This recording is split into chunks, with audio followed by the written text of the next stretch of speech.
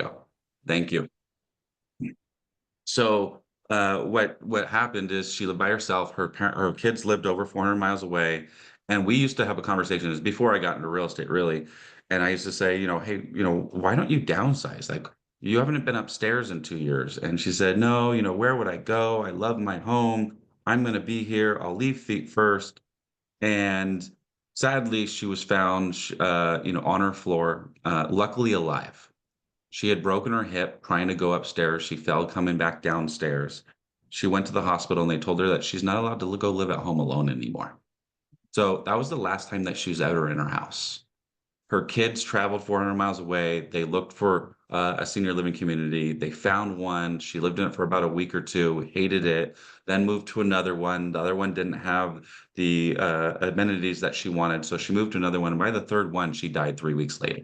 And Mm. that's the uh, the scary thing about being reactive Mhm. is if you want to be in control, and this is where I ask the question, who here wants to be in control of where they live for the rest of their life? And generally speaking, everybody raises their hand. I always usually raise my hand. Mhm. And I go, so if you were told that you didn't have a choice of where you lived, would that be a good thing or a bad thing?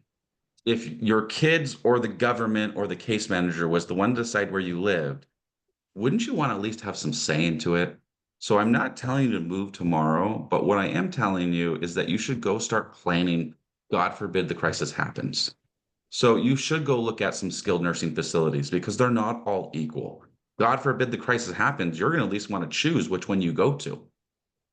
Then hopefully you'll go to some senior living communities to see their amenities, to see what kind of layouts they have and floor plans they have, and see the people there. And also, you're going to probably realize that not every single person there is an old person ready to die. There, and I tell then go into my story about the Stitch Bitches. There's a group that I go by. There's a community we partnered up with, and every single time I go there in the morning, Stitch Bitches are out. They always seem to find a way to pinch my butt, and all they do is they stitch and they bitch, and there's a group of about 9 of them. And then when I further going through the tour, there's also the Pinochle crew, and they're playing Pinochle, and then there's a bridge. And it's like everyone kind of found their tribe within this community and they get to flourish and do what they love to do. I also find a point that I visit one of my clients who she doesn't like crowds. She doesn't really like lots of people. So she usually hangs out by herself inside her room and only comes out to lunch and dinner and that's what she likes to do. Um, and that's where I start with there. And then I go into, but today we're going to talk about aging in place and all the different things that you can do to prepare yourself and be proactive so that you can age in the right place. Now, who here has a 2-story home? And then I go, and you're the first people that we need to be proactive because 2-story homes, stairs are the killer. I have everyone stand up and I say, stand up. Now do me a favor. Holding your chair, I want you to balance on one foot. And if you could do this for 10 seconds, I want you to try to release from the chair and see if you can hold it for another 10 seconds. If you can't, there should not be one single stair, one ladder, step stool. None of that should be in your house. You should be proactive enough and care about yourself and and your family to remove those because falls are the number 3 live taker of people who are over 65 years and older. And generally, it's not the fall that kills you. Generally, it's all the complications that come after the fall. So Is I it would, number 3? I huh? thought it was number 1, actually. What are 1 and 2? I thought it was poison. I know it's in the top 3. It's Okay. poison.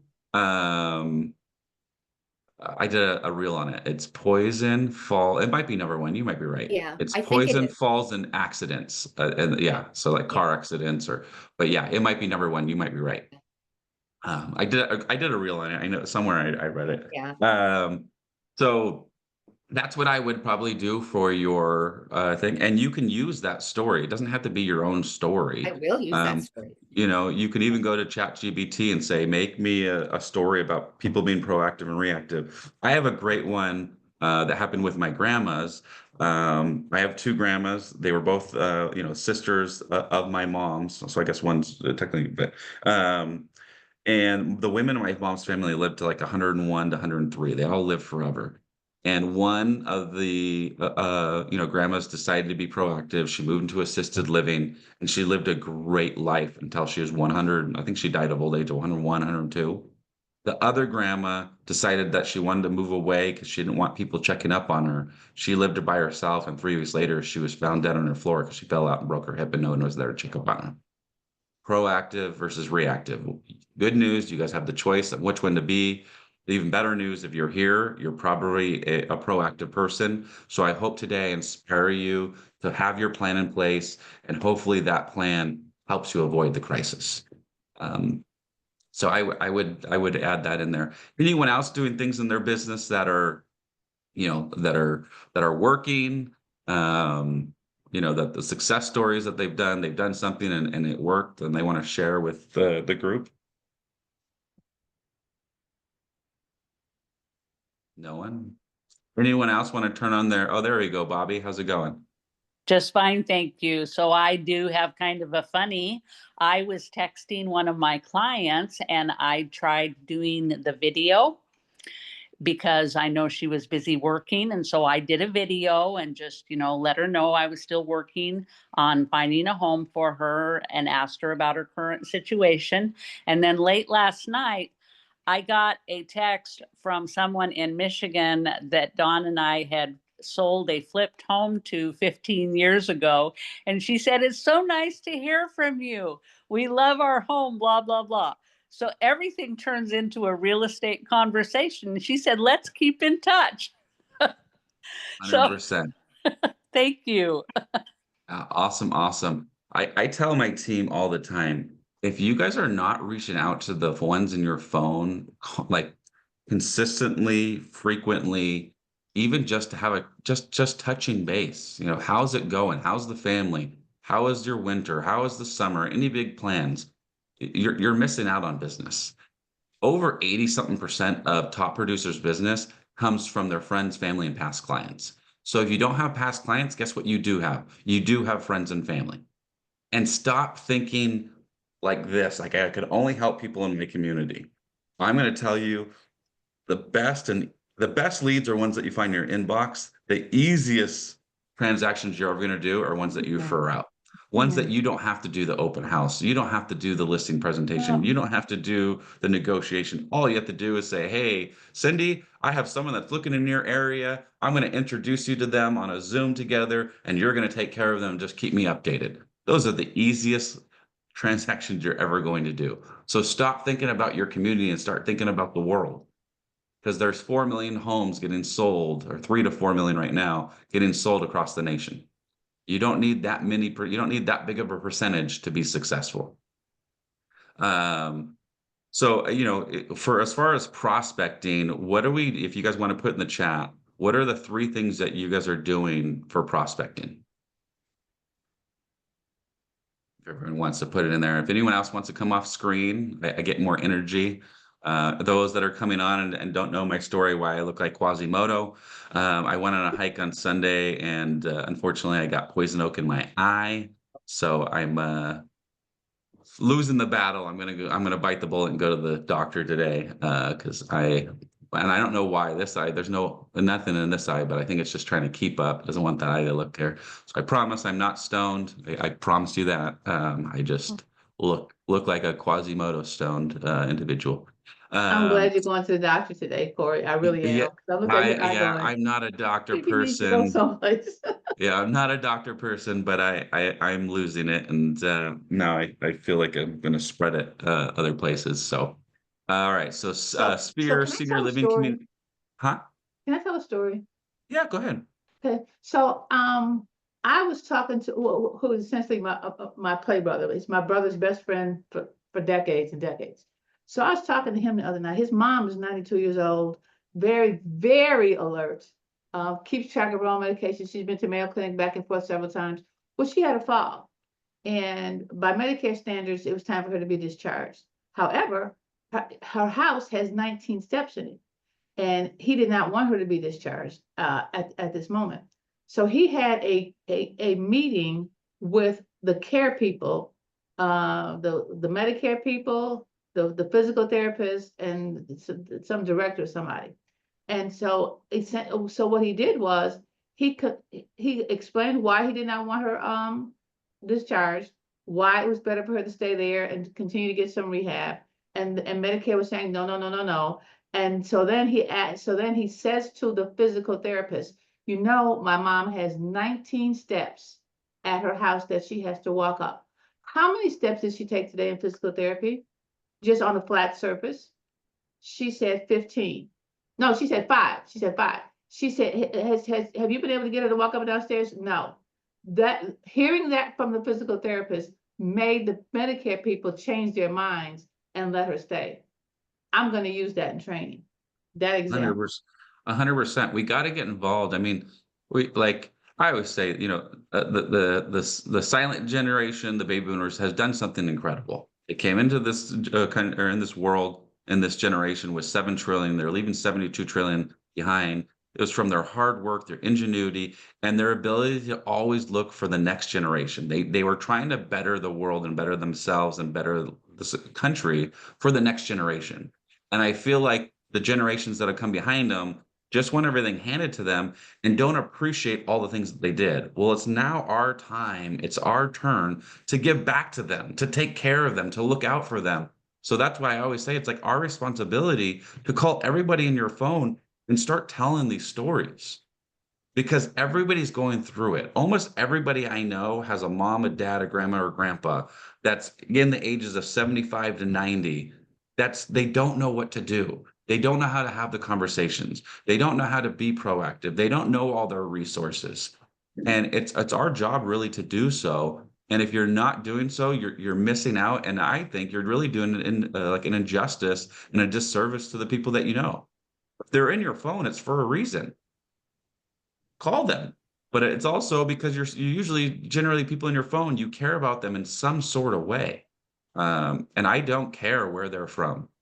So so let me looking through. So Can you Sphere, read those, Senior or Living do you want me to Community. read them for you? I'll be happy to if you can. I don't know. Yeah, I can get it. Okay. Thank you. I appreciate it. Sphere, Senior Living Communities, events, Sphere, presentations, connections with service providers. Great. Among a lot of other things, I put together a senior and caregiver summit for tomorrow. Awesome. Being on a radio show to talk about the National Agent in Place Council. I'm assuming that's what that one is. People in my phone, open house this Saturday. So then what I would go is, okay, those are where you're prospecting, but what are you doing to prospect? Are you calling people? Are you texting people? Are you sending out emails? Are you Facebook marketing? Are you door dropping? Are you, what are you doing to prospect those people? So if you guys want to put in the chat, what are you doing to prospect those people? Because I can tell you for me, mine's all about phone calls. 3 to 5 conversations, which could take 5 to 10 to 20 phone calls a day. It literally is the my main prospecting thing that I do for business. And for the last 5 years, there's been about 100 to 300 people as it's grown that I talk to every single month. And I just sit back and just wait for the referrals to happen, and introductions to happen. Some weeks I get 3 to 5 introductions, some week I get 1 or 2, but there's very few weeks where I don't get some type of introduction or some type of phone call or some type of conversation happening that eventually leads to something. Calls, texts, emails, visits to the senior communities, direct mail, social media comments. And I mean, senior living communities are awesome because I believe like one visit a week, one visit every other week, dropping by, bringing an item of value, acting like a title rep. It's all you need to do. It's not rocket science. It's not earth shattering. It's not doesn't cost a lot of money. It costs a little bit of time, and then hopefully building it. Go ahead. So one thing that I do, I'm still really working on getting into the senior communities. I have 4 of them near my house that I visit very frequently and have developed more of a rapport. So when I first met them, I gave them a candy jar filled with candy. And then once a month, I go with a little bag and drop off candy. And so even like if they're not there, they're not available, it gets to them. And I'm hoping people are talking about the candy jar with my, So what I would do is I would one up that one and I would drop off a success story. okay. tell one of the stories that we just told Okay. and how you successfully help them. And again, I'm not telling you guys to lie, and if you're not comfortable with it, don't do it. But tell us, like, tell the story, and then say, well, actually, how we help this person is we help them with the decluttering and the organizing. We help them start getting their house safe, ready, ready, and they learned at that time that they really needed to go into assisted living community. So we help them go into the assisted living community and move from there. Or tell another one where we did a lunch and learn at assisted living community. We met someone who said they were going to be a year away after our consultation. They actually ended up moving into the community. Yeah, and Yeah, go ahead. that could just be on a little card. Like if I leave it behind, that could be on a Yeah, little card attached to the candy. yeah. I would do it like on a flyer, Mhm. like a full page flyer, and I would just leave it right underneath the cookie jar. And that way, wherever the candy jar is at, people come up and they're reading the success story. Love. So yeah, I would do something like that. Um, phone calls, phone call, and if they don't answer, follow up with a text, and next day with a video text. Awesome. That's a great thing, Bobby. And I mean, you already said you're getting follow-ups from that, which is great. Gather an email, phone address, as I want to reach out with an offer, have a conversation. I'll make this has been senior real estate created, built a referral group. Oh, awesome job, Margie. Monthly outreach talks at the public library. Perfect. And I would just, with the talks, I would have calls to action. So, and also challenges. I mean, seniors love, I mean, they're competitive, but they love challenges. Now, you don't need to challenge them, but you can challenge, throw up a challenge. Hey, everyone that's coming today, I hope you guys can be proactive. I hope if nothing else today, you guys learn I inspired you to be proactive. If after today's over the next month, you start implementing things or you reach out to a resource or you find a different resource, please next month come back to us and share your story. I let's see how many people we can positively infect. And maybe even if you guys can now you have these conversations, maybe when you're at your breakfasts or you're out playing your pickleball or you're out, whatever you're doing, maybe let's see how many people can talk to your friends about the things that you've learned here. Let's spread this, empowerment through education thought process. Uh, Anyone else do something where they think it's pretty unique in prospecting?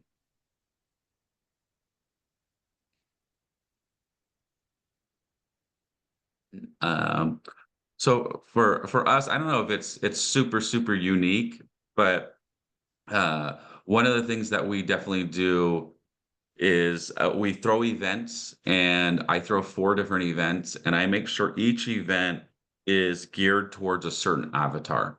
So one, I'll have like a barbecue at the park, and I'm really kind of trying to get my neighborhood together, people that live in my community, family oriented. I have another one, mix and mingle, and we do it at a bar. It's in a more trendy area where I live, probably about 30 minutes away from me. And I'm just trying to get the people that are the drinkers and the partiers. I have one at my house for a Santa Claus comes over and he gives out gifts, sings stories. We have sushi and tacos, and that's more of like my closer friends, my closer board of directors. So those type of personalized events, they go a long way. I do one where it's a dumpster drive, so people can come and drop off their big items again for the neighborhood, but as well as I tell all my friends, like, if you want to make the drive, come and drop off your big items in my dumpster. I'll keep getting more dumpsters if we keep filling it up. And just trying to help people. And again, it's just being top of mind and things like that. Let's read the things. I connected with everyone in my section of aging network on LinkedIn, and people are reaching out to connect. Yep, perfect. Team in my office does a movie night twice a year. That's a good idea. We do movie night. We've seen another one like a Dodger night. You get up the cheap seats out in the outfield.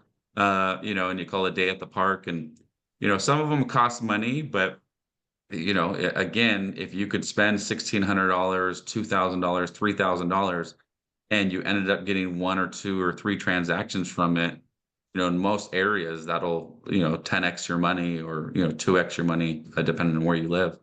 So those would be great things. um And, lastly, I just kind of wanted, so prospecting. So again, for prospecting, if you don't have a big book of business, if your pipeline's not just super overfilling with business, every single day you should be prospecting 2 to 4 hours. And if you're not prospecting 2 to 4 hours, you're losing business. And if you're like, what am I supposed to do for 2 to 4 hours? The first thing you can do is just call people in your phone. It's literally free. And generally speaking, you're not going to have a bad, hey, why are you calling me? I hate realtors. Like, you're not going to have those phone calls because in conversation. So your mind's not getting rejected, and the mind hates rejection. So if all you're doing is calling FISBOs and canceling expireds, all you're doing is filling your whole mind up with negativity and rejection. You call the people in your phone and you talk about their family, what they're doing for work, how you can help them get a raise, what their big dreams are, what their passions are. Dude, those are good conversations.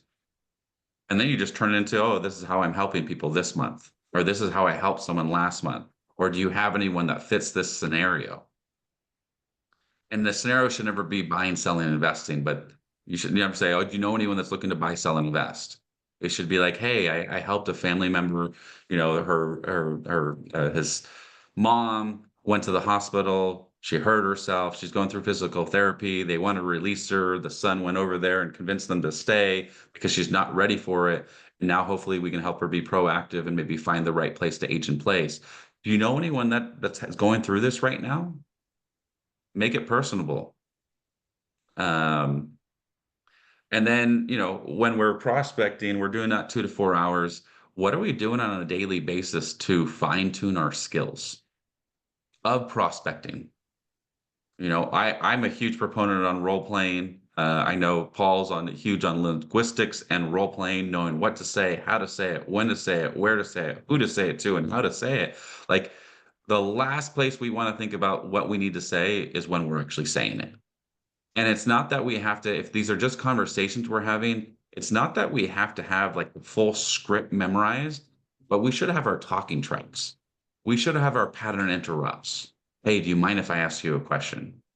Hey, this month we're really about empowering through education, and this month we're doing it on the power of 1031 exchanges and DSTs. Do you know anybody that is looking to sell their home but they're afraid of capital gain taxes? Or have you heard of anyone selling their home and having to pay hundreds of thousands of dollars in capital gain taxes? This is who that seminar is for. It's free, nothing's being sold, but it's a great way to educate ourselves and empower ourselves through education. So I would definitely say, practice those, practice your consultation, whether it's a buyer's consultation, which now you have to get it listed anyways. We've always done it. So this transition's been pretty easy for us because we've always done the buyer broker agreement.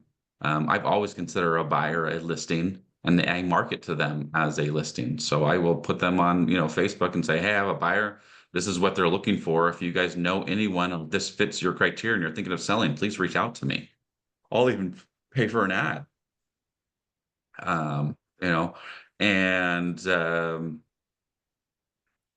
then your consultation. Yeah, I mean, you want to really practice your listing presentation, your buyer's consultation. I like slide decks just because it keeps me on track. And as well as mine are meant to walk them through the process.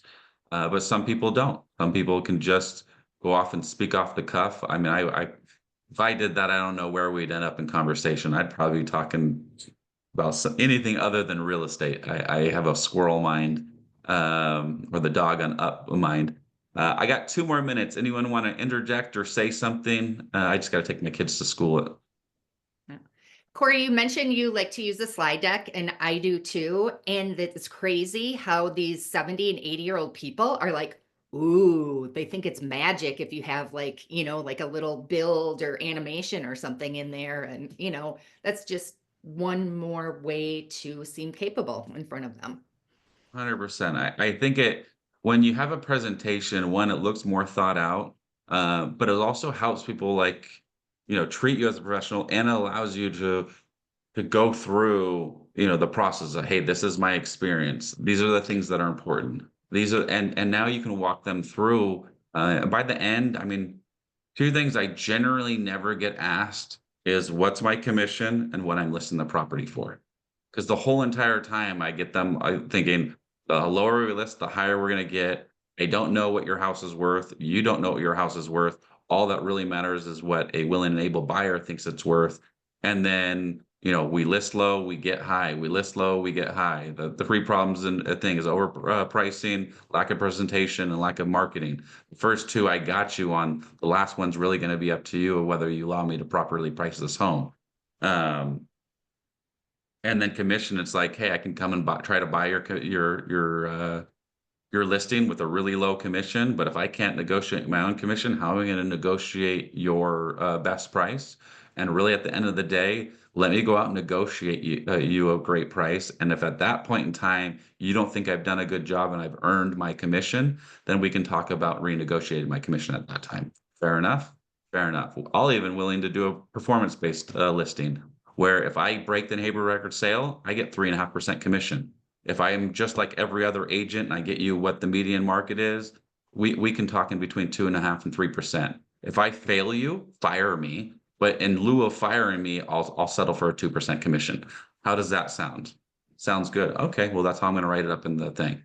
Let's come up and let's look at prices and let's look at what the highest market is. Let's look what the median market is, and then let's look at what if I failed you, what it would sell for.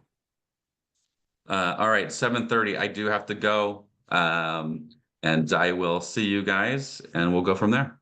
All righty. Thank you.